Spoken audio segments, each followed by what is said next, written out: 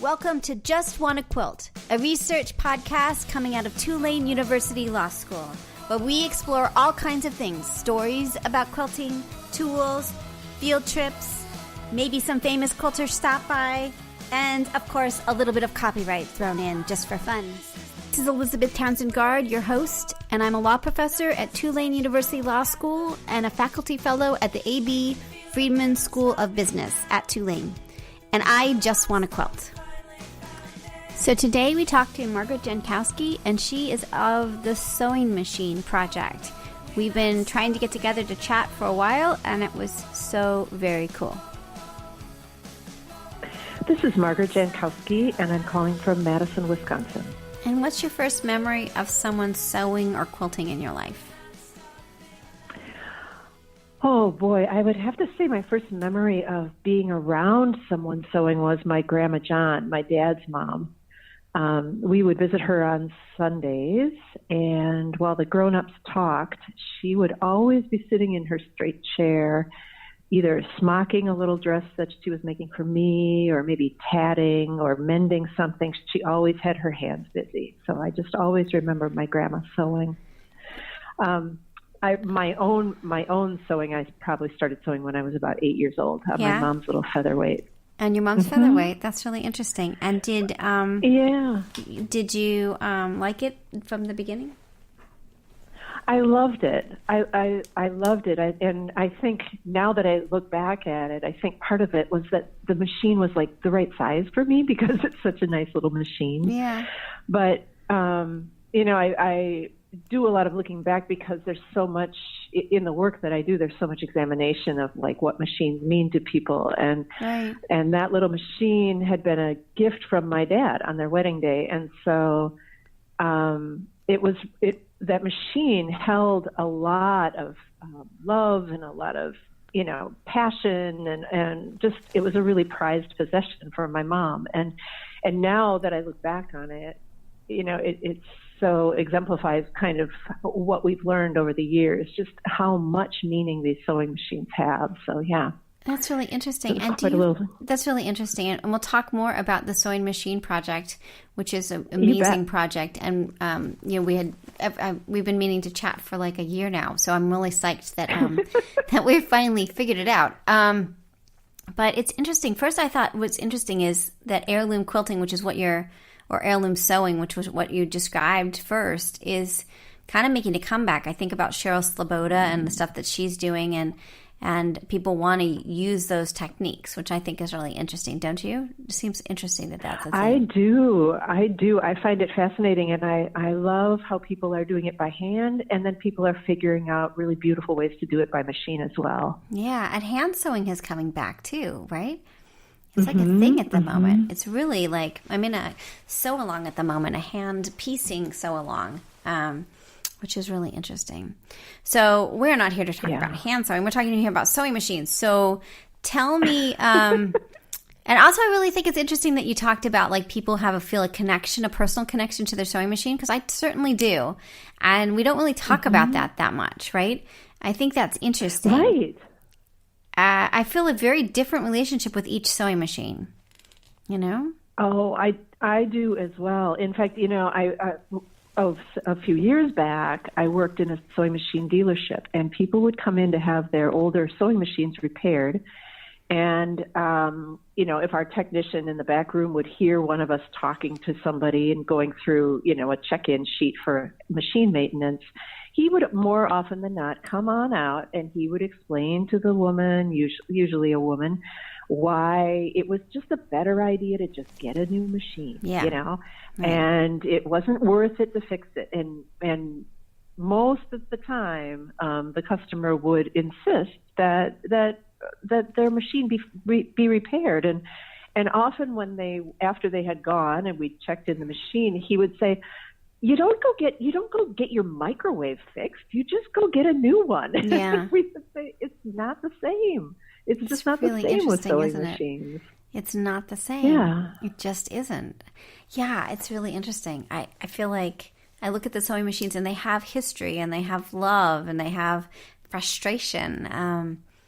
It's so interesting. And memories. They hold memories. So so often when machines are given to us, they'll come with letters that say, Really? well, this was my grandma's machine and she made a wedding dress, or, there will be a history. And often Right. it takes a while for people to part with the machine because it holds family history. It's important. Yeah, I always think of the scene in Fiddler on the Roof when they get the sewing machine and the whole. Now, granted, that's because there's new technology, but like the whole notion that their whole world is going to change and the sewing machine and I feel like that is still part of the sewing machine thing that we haven't in the, you could buy it on credit the first sewing machines, and like it's so a part of our who we are. I mean, not for everybody. A lot of people don't have sewing machines, but those that do. That it's just more, as you said, it's not a microwave. It's something else. Right. It's a machine it's a tool that holds history. So interesting. Do you think it's also because we work with our hands with it, that we sit with it for hours? Like there's something about, I don't know, there's something, the whole process of quilting and sewing is amazing to me because it is so much more than the thing that you create. It's just more than that on every level. And this is just one more indication of that, Yeah, absolutely. I mean, really, just like you said, it's more than the thing you create. But look at the things we create. We create things that mark points in history. We create wedding gowns. We create christening gowns. We create, baby clothes. We create, quilts, wedding quilts. We create all these different things that mark our lives. Yeah. Yep. It's really an important tool. It's an important tool. Now tell me a little bit about the sewing machine project, because that is really, that's why we're officially here. But tell me a little bit about that project, because it's like a thing, and you do important work. Well, thank you. And yeah, it is quite a thing. It's taken on a life of its own. I began this project back in 2005 in response to, it was the simplest beginning. It was, I read an article on the internet written by a BBC reporter who was traveling with women after the Southeast Asian tsunami. She was walking with them back to their village. And one by one, she was asking them, what do you hope to find when you get back? If you find anything.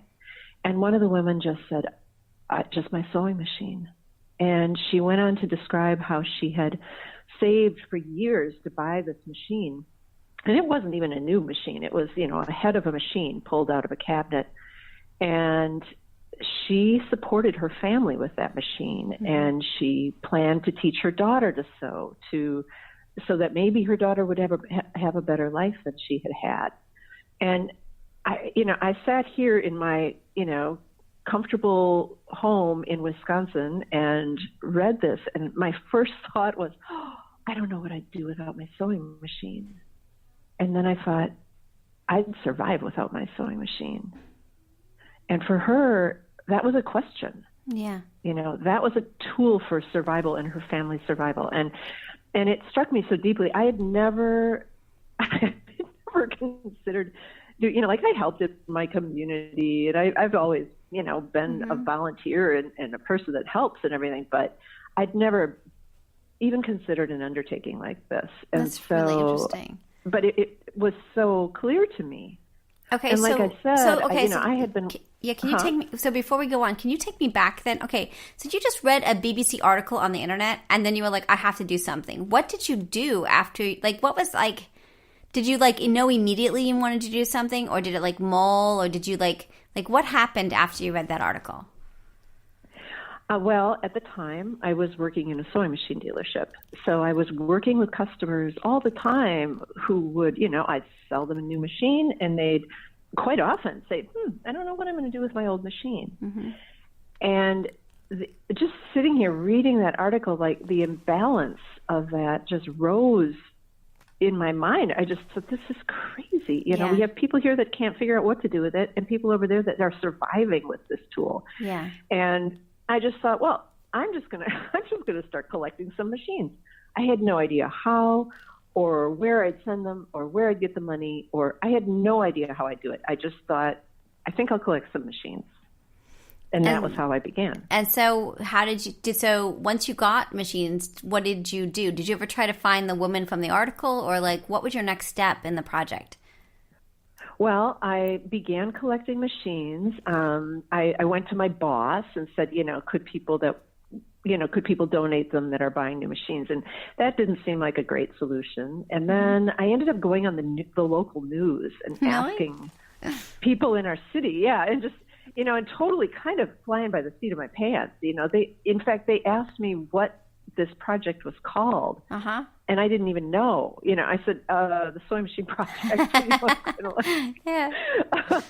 I like that. But anyway, the machines just rolled in. We were collecting them. I kept them in the back room of the store where I worked, and they just rolled in. And I still was trying to figure out, where are these going to go? Yeah.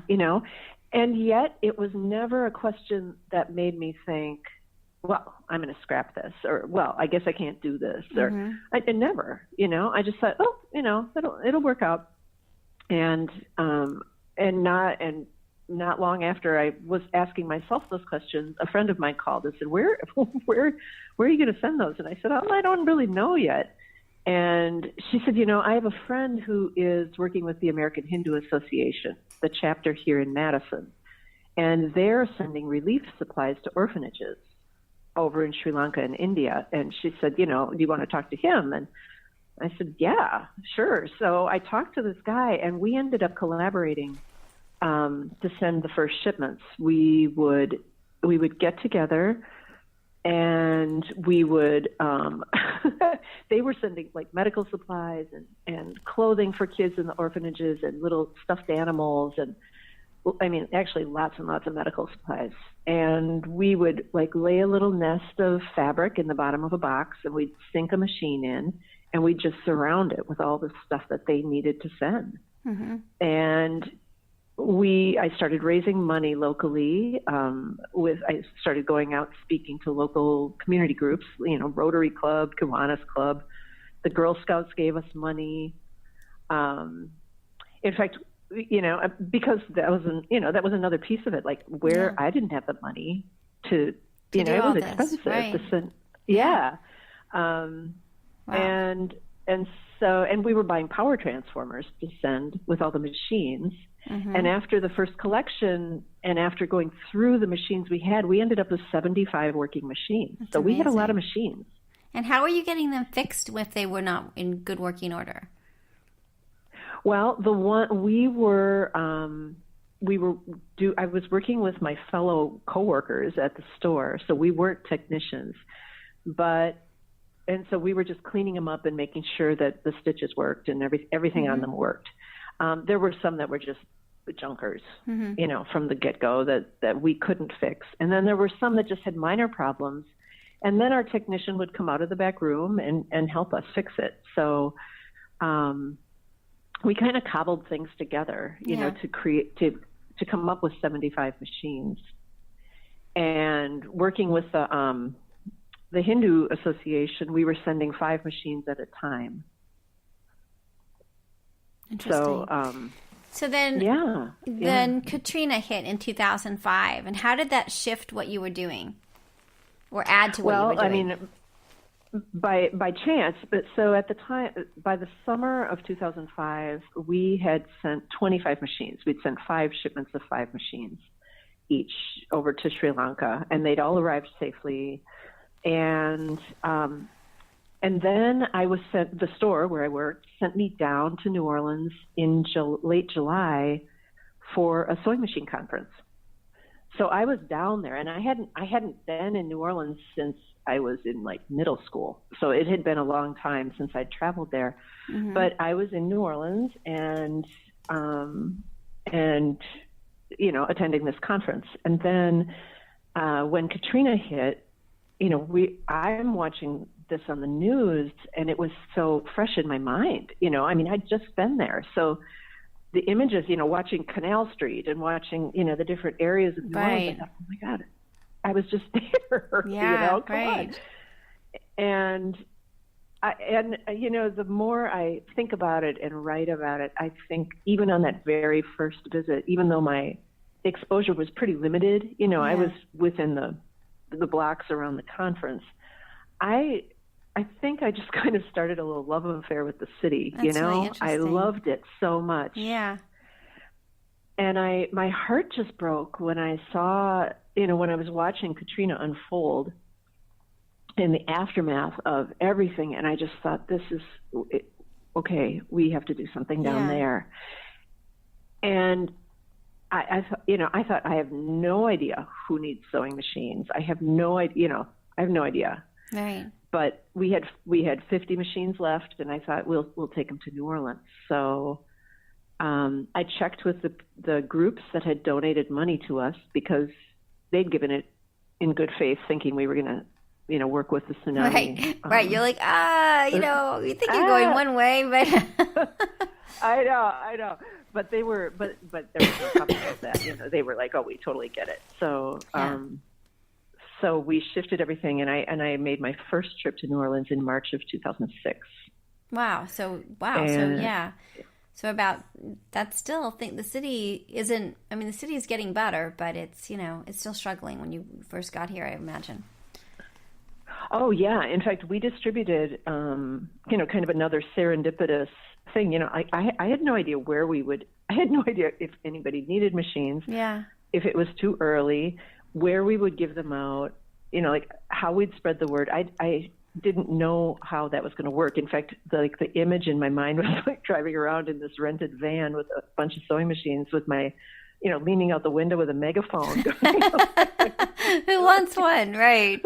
Like, that's very funny. So what did you do with them? Where did you put them? Like what was that experience like?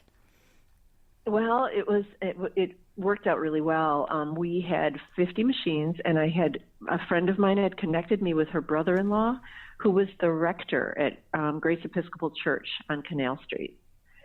And so I got in touch with him. The church had been flooded out. They'd been relocated. But he said, the sanctuary's dry, and we can set up some tables. And they were still holding services in a different location. But, he said, we can make an announcement. And, and I thought, I just really want all these machines to be gone. I don't want to drive back home with a bunch of sewing machines. I want to give them all away. And so, so we did that. We distributed out of the sanctuary, and all 50 machines were gone in less than a day. Wow. That's amazing. And and one of the great connections that came out of that day was like right towards the end of the day, a woman came in who, who was asking a lot, like, what are you going to do? Like, if you have any machines left, what are you going to do? And I said, well, I'm not sure. And she said, do you know about the Mardi Gras Indians? Ah, right. And this is your new thing, right? Yeah. Yeah, and I wasn't familiar with the Indians at that point. So in case people don't know, really. So in case people don't know, tell them a little bit about that. Well, the Mardi Gras Indians, and I feel like I'm still learning, but it's kind of a subculture in New Orleans. Mm-hmm. Typically African American, and purported, what the things that I've read say that a lot of the culture is paying homage to Native Americans who helped African Americans flee slavery, but it was also a way of masking and celebrating some of their deeper culture, kind of in secrecy. Yeah. So they wouldn't be punished for it. But what grew out of it is a whole bunch of different gangs or tribes, different groups of Mardi Gras Indians who celebrate and have different ranks within their groups and make huge, beautiful costumes, right? Like that, and people hire them now for like their events and things to come perform, and they're like a thing, and they're like a big deal in our city, right? Yeah, they're amazing. They're just amazing. So on that day, she, this woman said, if you have any machines left, I know some Mardi Gras Indians who could really use them. And so I saved a few. In fact, we saved, I think, 8 machines, or maybe 10 at the end of the day. And the next day, this woman, Becky, came and picked us. My daughter was with me, came and picked us up. And we drove around. We went over to and gave one to Antoinette Cato over at the Mother-in-Law Lounge, and we gave a few to Joyce Montana, Tootie Montana's widow, and we were giving them to Indians to create their suits. Yeah. And so I didn't realize how lucky I was when I think of the people I met, and I've met all along. It's like being in the presence of greatness. It's just really iconic individuals in New Orleans. Amazing. So, yep. Hugely. Yeah. So what are you doing now with them? Because that's part of the timing on this is you're doing something interesting with the Mardi Gras Indians. It is. So over the years, so that was, 2006 when I first met them. Over the years, I have worked with the Mardi Gras Indians a lot. I mean, I see different groups of them on every visit. I worked with Cherise Harrison Nelson a lot, and she does a lot of work with education in the Indians in New Orleans. And now, more recently, I work with Chief Howard of the Creole Wild West and Queen Makia Brown. And they, the last few times that I've been down there, we've been talking about and looking at this new center that they're creating. It's called the Center for the New Orleans Mardi Gras Indian Council. And it's kind of a gathering place. What's unique about it is it's a place where all the different Indian groups can meet. It's not specific to one group. It's for cross collaboration, which is really lovely. They're going to have an education space there to teach sewing, so that kids can learn these traditions.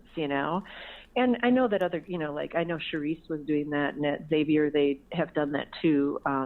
This is another center, but these are incredibly skilled artists that'll be working with these kids. Amazing. And I was really taken with the idea. So we agreed to bring down machines to outfit their sewing classroom, and we'll be bringing those down in March. And then I got thinking about it, and I was thinking, how can I raise some money to outfit the rest of the sewing classroom? Buy the other supplies that they need, and just help sponsor this. And so I was talking with a yoga teacher down in New Orleans, and she said, well, let's have a benefit. Oh, that's great. So, on March 18th at the Church of Yoga, Dana Flynn will be teaching a yoga class in the evening, and all their classes are donation based. And so a portion of the proceeds of that evening will go to help this center.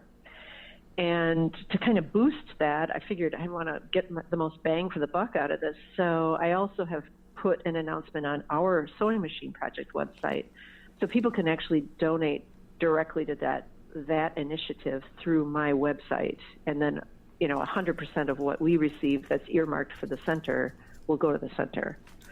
And so for people that are listening, just in case, that sort of segues into a couple of things. First, the website you're talking about is sewingmachineproject.com. And there's a number of ways that you do giving, right? So you can donate a machine. Can people donate machines, like if they're in different parts of the country? How do they donate machines to you? I'm just going through the list of things. You bet. It's actually thesewingmachineproject.org.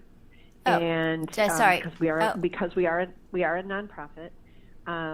If you put in sewing machine, hold on just a second. Let me make sure I did that right. Sewing machine. But if you put in the sewingmachineproject.com, it gets you there.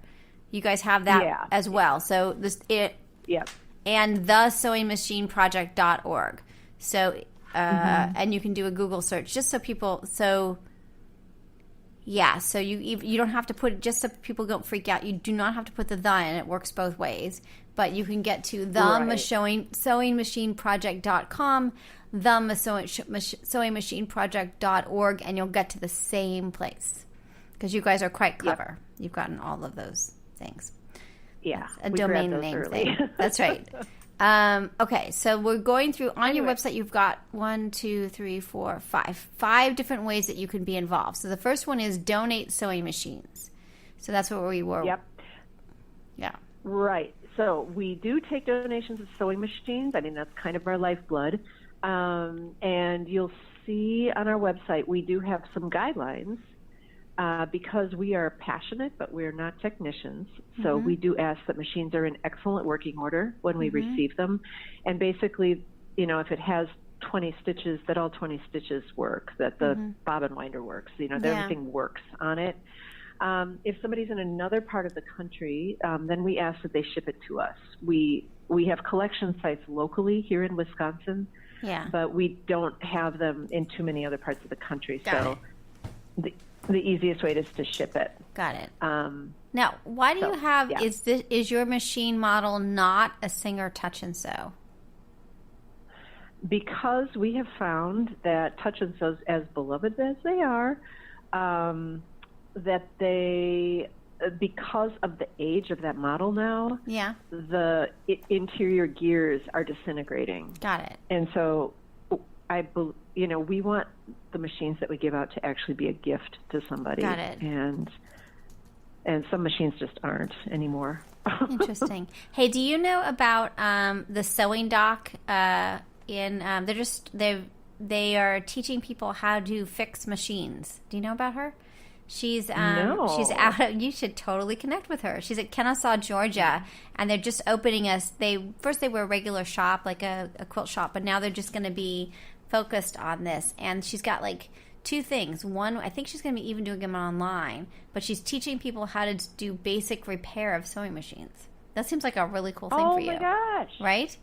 That is super cool. Yeah. So I can imagine you could have like volunteers that like learn her stuff and teach, fix the machines, So she's all about empowerment. And we have a lot of recipients in Georgia, in Alabama, down kind of around that area, and that might be of use to them. Well, I'll connect you with her. She's amazing. Her name's Andy Barney, and she's sewing doc, and she really does believe in like all of us being able to fix basic, do basic maintenance and basic fixing of your machine. Awesome. Yeah. Awesome. All right. I'd appreciate that. Thanks. Yeah, totally. Okay, so giving a machine. The next one is donate money. You are a non-profit, is that right? We are. We're a 501c3. So you can just go on the website if people are listening, and they can just donate whatever they want to donate, right? So you donate money, and you've got that's cool. And if you make a donation, then I write you a letter to say thank you, and also to to give you the tax lingo so that you can use it. You could deduct it on your taxes. Got it. Yeah. And then you've got a forget-me-not. Tell me about the Forget-Me-Not program, because that seems really interesting. Honor the craft, change a life. The Forget-Me-Not program is super sweet. It began because I started receiving, this was like 6-7 years ago, I started receiving donations, and they all said they were in the little notation part of the check, it would say, in honor of Viola. And I was like, who is Viola? And I'm looking through our donor list, and I'm looking through people we've connected with, and I can't figure it out. And finally, I did a Google search because I was like, I don't know who this is. And it turned out that Viola was a woman who had lived in Minnesota, had passed away recently, and she had been a big sewer and really deeply embedded in her community, just helped everybody, and was really just an amazing gal, it sounds like. And her family had looked us up and found us and named us in her obituary. And so all of a sudden we started getting these lovely donations in her honor. Oh, how interesting. And I thought, it was fascinating.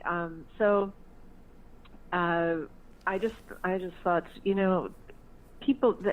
people like to give in a meaningful way. Yeah. And to give in honor of someone who loved to sew, to make sewing possible for someone else. Yeah. By making, and honoring somebody who loved to sew at the same time. Well, that's just magic. Yeah. That's really cool. That's cool. Do you find that people donate, like the family, the quilter who's passed, their stash or their tools as well, or just like, do you see that happening with that at all? Sometimes. In fact, we've narrowed our stuff that we accept a little bit, which is also noted on our website. Yeah. We typically take stuff that we put in our basic sewing kits. Got it. That we give when we offer classes. But recently I received a box that had 20 beautiful organza bags, and this woman had gone out and purchased all the tools we need for our sewing kits and made 20 individual sewing kits. Whoa.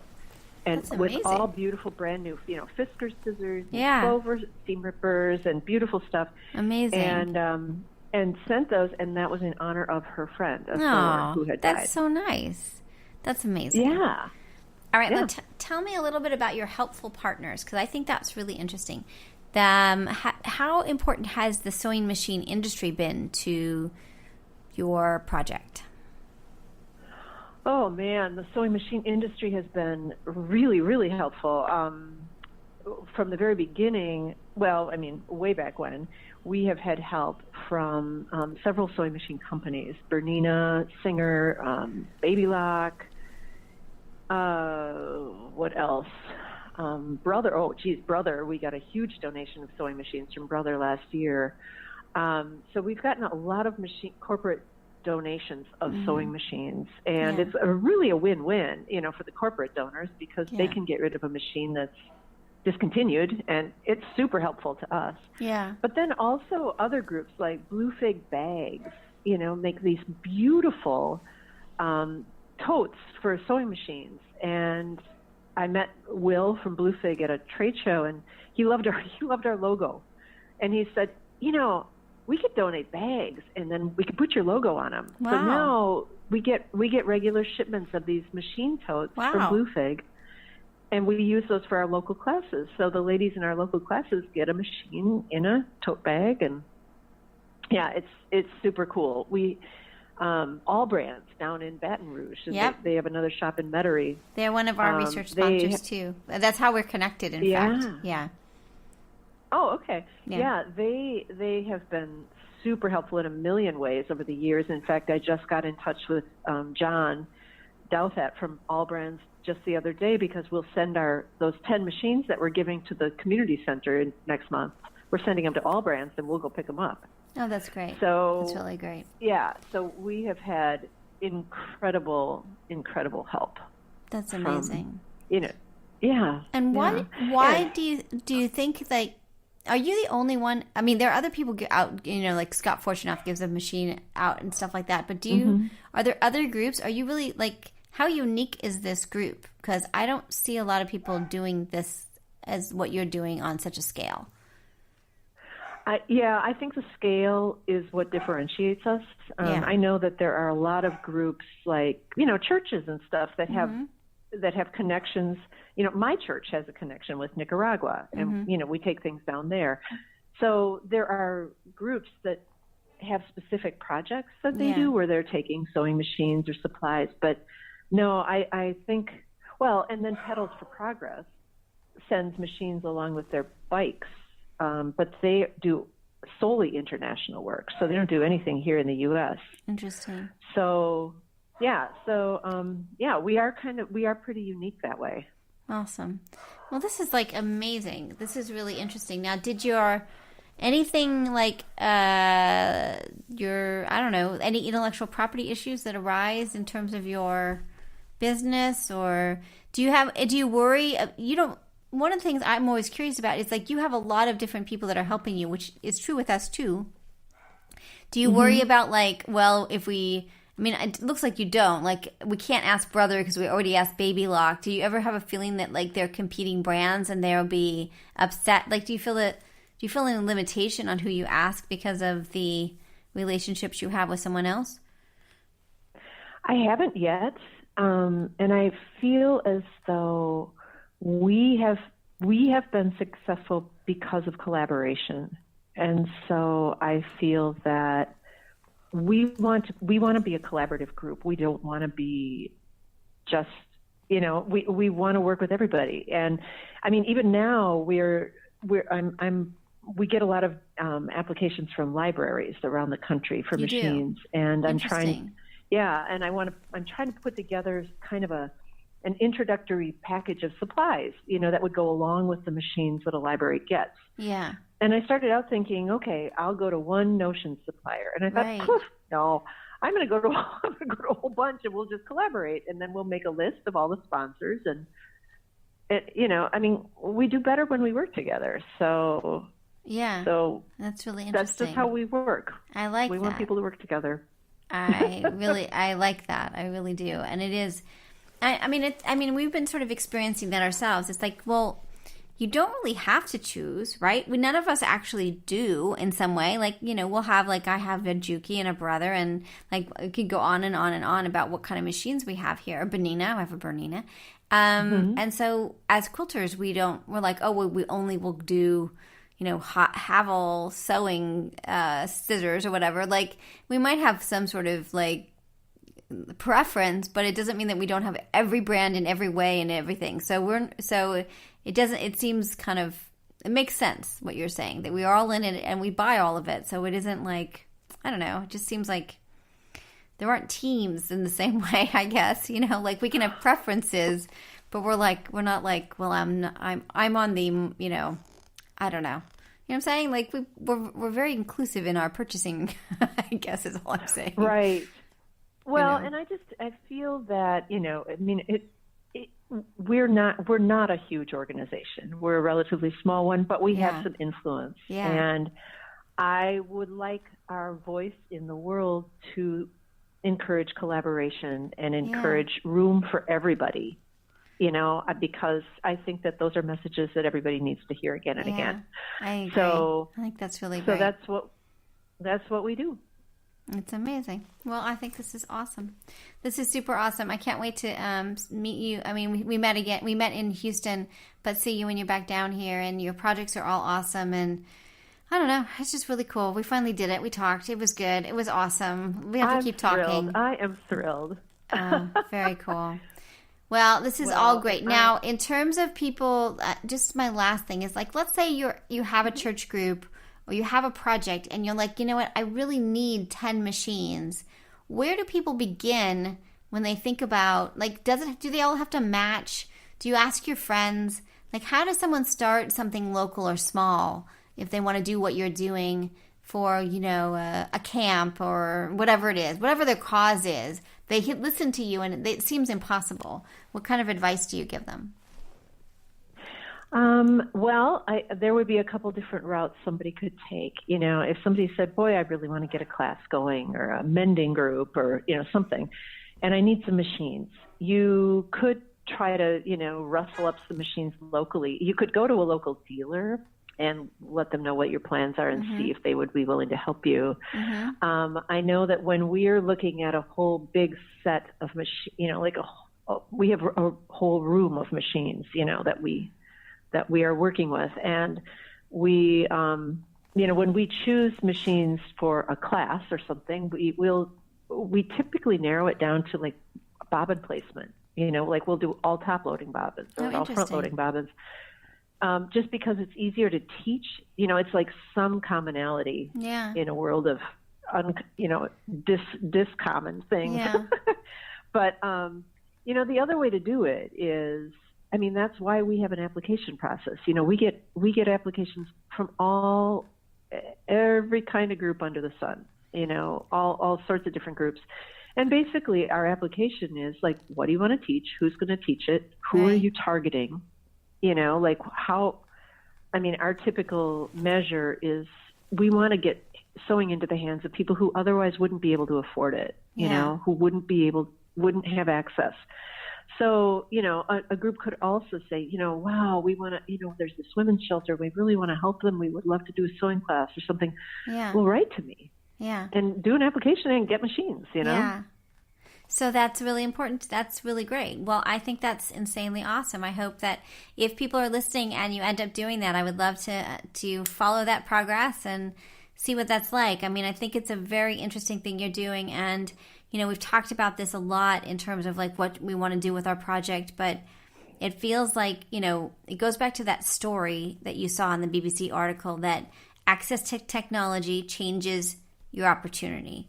And it is one of the problems we have with the industry. I mean, obviously they're very inexpensive machines and there are ways to get to it, but the differentiation between those who can, I think about long arms, right? Like you have to have a certain level of income to be able to have a long arm business because there's an investment there. And so we do see the socioeconomic divide that's pretty significant. So I think that's really interesting. Now, how do you feel about the machines that are like, do you have a feeling like people are kind of like, what if people are out there and they want to go and they want to buy a machine, an inexpensive machine at Walmart or at Costco or those, is that okay to do? And are those machines okay? Or do you feel like that's not a good place to begin? Or how do you feel about those machines? Well, my response, because a lot of people do come to me and say, I'm thinking of buying a new machine. Where should I go? Right. I really encourage people to go to a local dealer, even if they want to buy the cheapest machine that dealer has. Why? Because you'll get the support you need. If you go and you buy a machine at Joann Fabrics, and I love Joann Fabrics. I shop there a lot for a lot of things, but not sewing machines. But if you take it home and you're struggling, you can't. It's often hard to get the level of support that you need to really feel successful with that machine. Yeah. And dealers typically, have a line of machines that are less expensive if somebody's just looking for a good deal. Yeah. So don't be afraid of the dealers. I mean, you look at it and it seems intimidating because they're super fancy and you're not going to buy a $500 or $1,000 machine, but walk in and tell them like you're beginning and you want a basic machine and talk with them. Is that what you're saying? Absolutely. Absolutely. And you'll be surprised at how much help you'll get. At least that's been my experience. Yeah. Interesting. Well, that's interesting. Anything else before we depart? I am so happy. I'm thrilled. We did it. We totally did this. We talked. I know, me too. I'm so grateful. Thank you so much. I'm